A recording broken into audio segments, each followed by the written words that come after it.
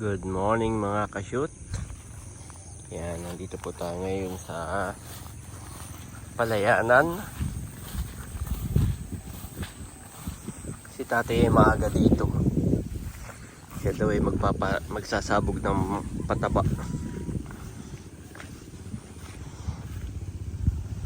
Ba, ito po si tatay Sasama ko sana si Andres saka si Bobby. Ay, tulog pa po sila. Tulog pa yung tatlo, pati si Mami. Yan naman po si tatay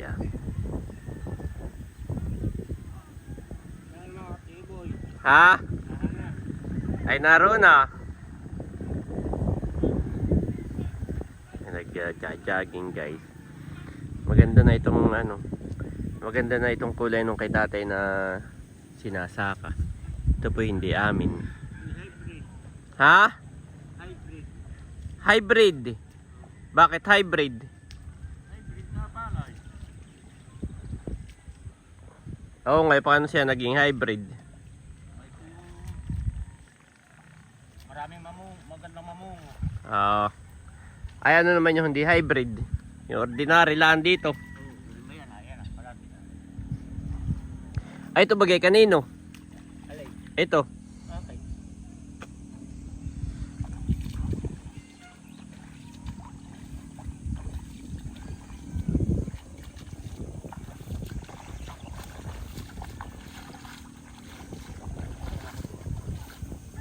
Ay, tapos ka nang magsabog. Ay, dito tapos na. Pero ito yung maganda na ang kulay. Maganda na ang kulay nitong iyong palay. At makikita nyo po kapag hindi maganda at medyo madilaw, naninilaw.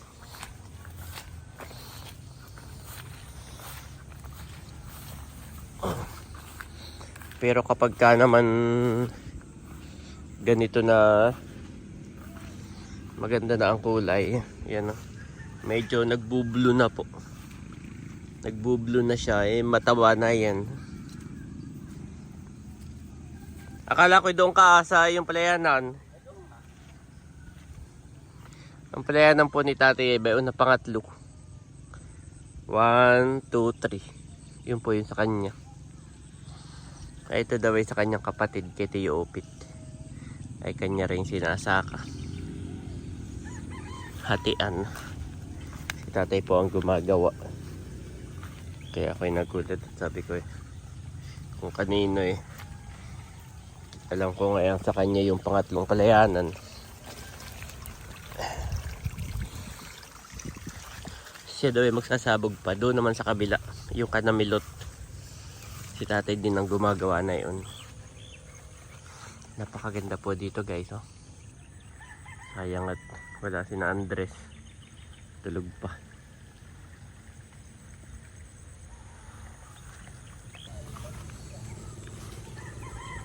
Ayan, good morning po sa lahat. Hindi pa kami mga naliligo.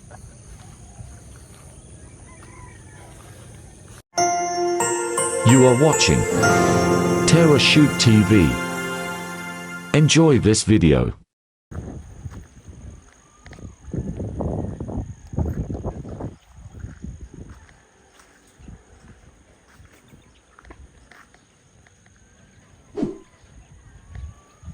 Yan po, nandito naman kami sa Palayanan ni Namilot.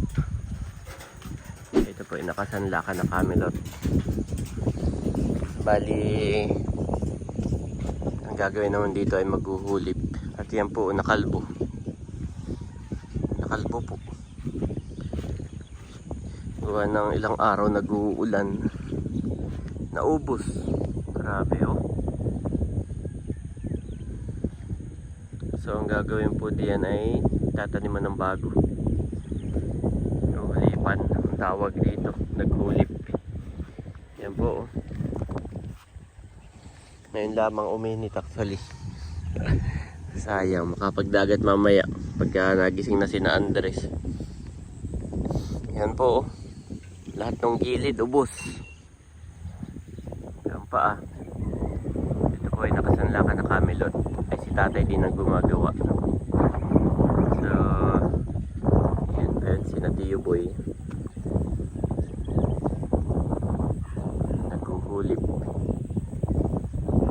yung sinasabi kong ano, hindi pa mataba. Katulad kanina, mataba na yung ano, yung palay ni tatay, buhay na buhay na. Ay, ito po yan. Hindi halatang hindi pa. Naninilaw. Kaya napakahirap talaga ng ano, pagpapalay. Ba, ito na rin si tatay ah. Dito naman daw siya magsasabog ng pataba. Yeah, ito naman pala yung kalbo na.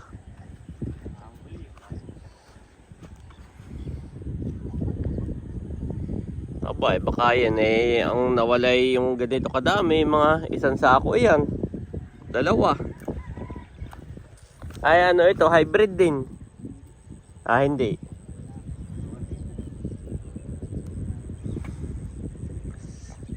So yan po ay sasabuyan ng pataba. Tapos ay i-spray yan, gano'n na. Nag-i-spray ng ano, lason sa mga insekto para hindi kainin. Ako lamang po ay bumaba. Yan. Mahirap dito ang daan. At uubusin niya ng insekto. Saka ng kuhol. Yan po ang pesticides yan ng kuhol. Number 1.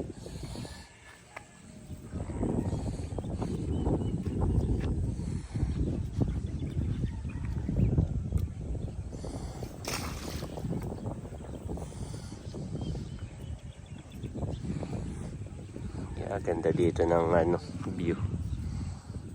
Kaganda.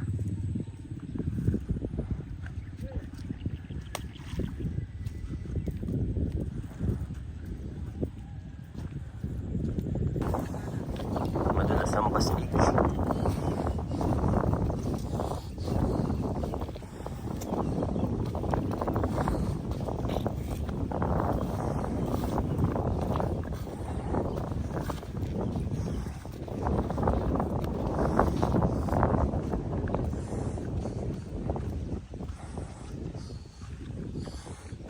Na si Ate Yuboy tuhulip pag yun ay hindi huli pa na eh walang aanihin kalbo.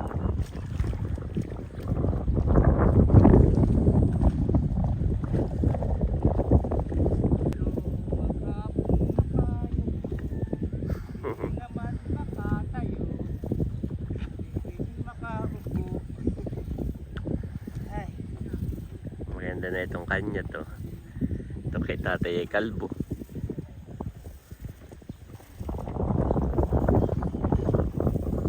Maghuhulip din ako. Ako lang ay walang dalang tripod. Oo nga po. Sa ibang lugar ay helicopter na. Lalo kapag ka mga tubo sa Kapinyahan sa may Pampangay.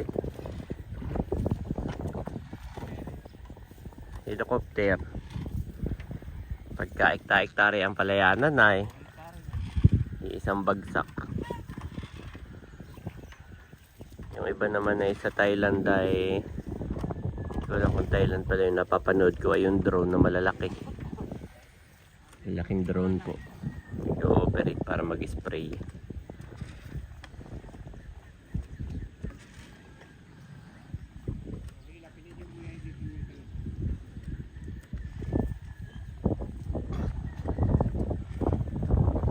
Ako doon na.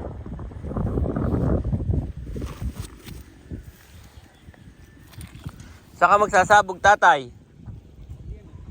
Ah, yung isa.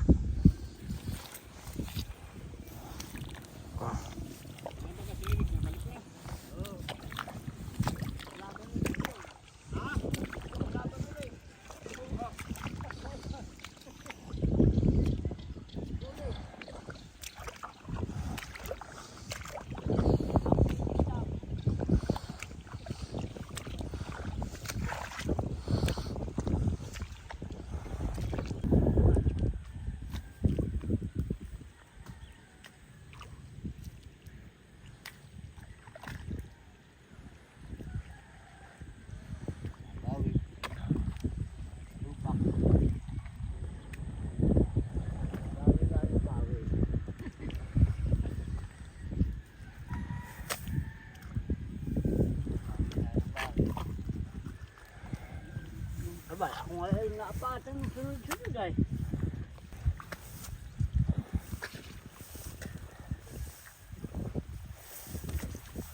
Kalbo na ni Kuya Inod. Wala nang aanihin.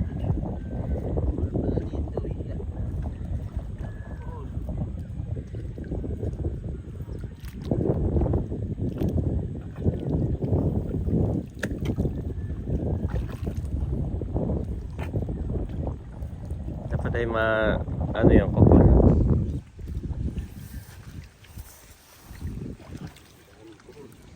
Ay kakain nila ang uli.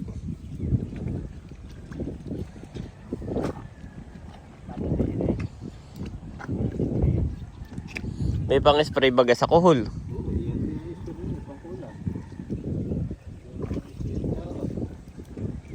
Dapat ay ma-sprayan ang kuhol. Sabi yung kay tatay. Sabay uchi kakain nila ang uli. Baliwala.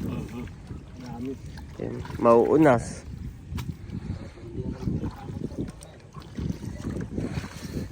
Mauunas yung mga kuhol na iyan.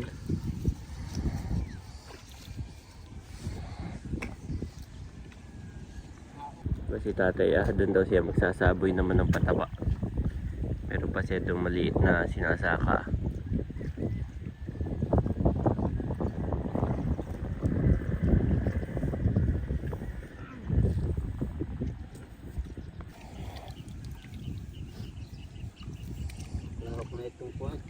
So, yan na may pagka tumubo na lumaki-laki na saka ayusin uli. Mabuhay laang.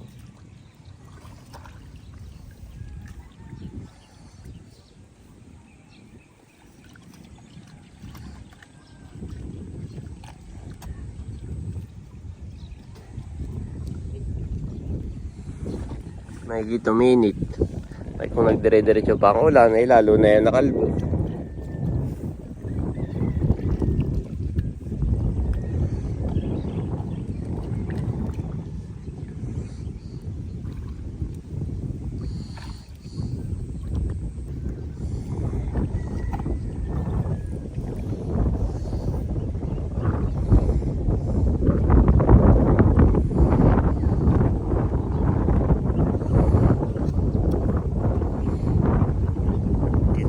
Ito ang kuhulay kahit pati ay pilian mo, yung ibang kuhulay natawid laangan eh. Galing dito ay tatawid diyan. Kaya dapat ay ma-spray yan para hindi sila tumawid dito.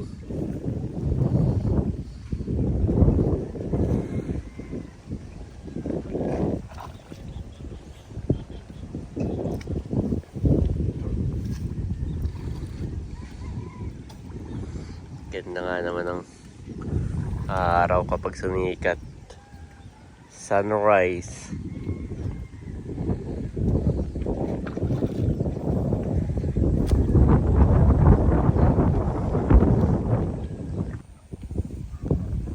Ito ako kay tatay Sabi ko maraming kuhulay sa buyan ng pang-spray sa kuhul.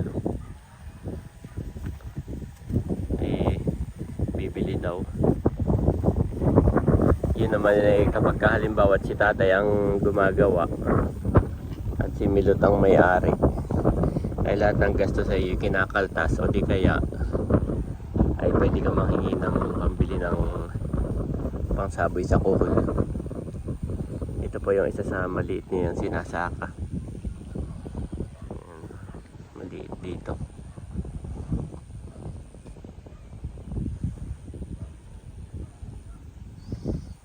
Po, napakadaming kuhol. Ito yung mga patay na.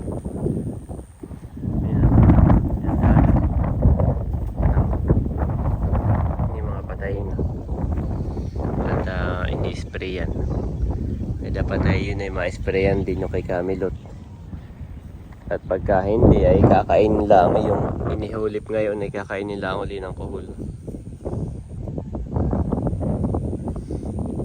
Sasabog si tatay ng pataba. Para tumapataba. Napakaano po talaga ang pagpapalayanan. Napakahirap. Kaya si tatay talagang kinakain ng buong ano niya dito. Buong panahon, araw-araw siya dito tuwing umaga pagkagising nga eh. Nasa palayanan na si tatay.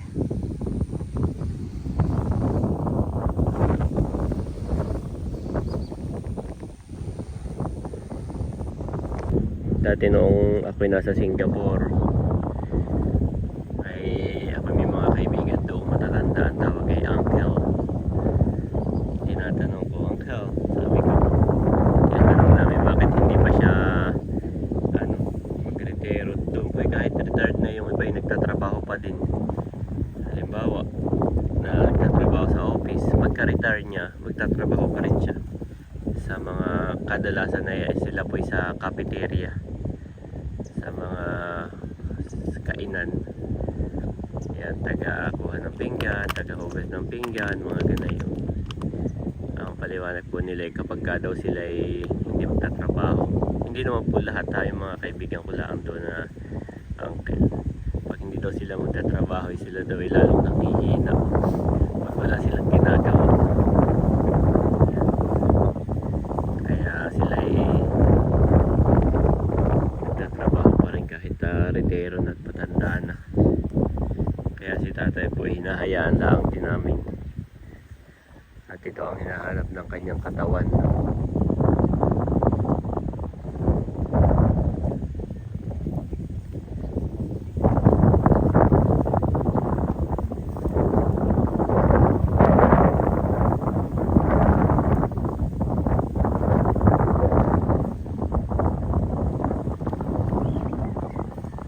Sapoy na ng pataba. Para tumaba. Kumapal.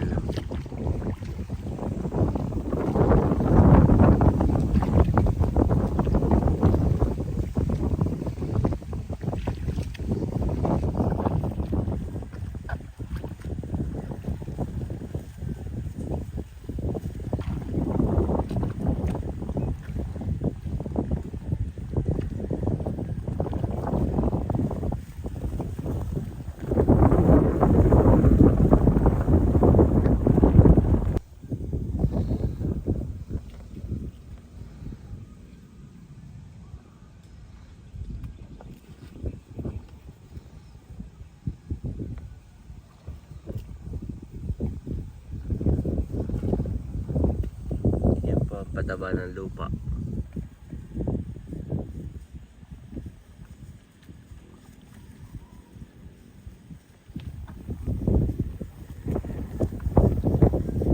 Mahangin.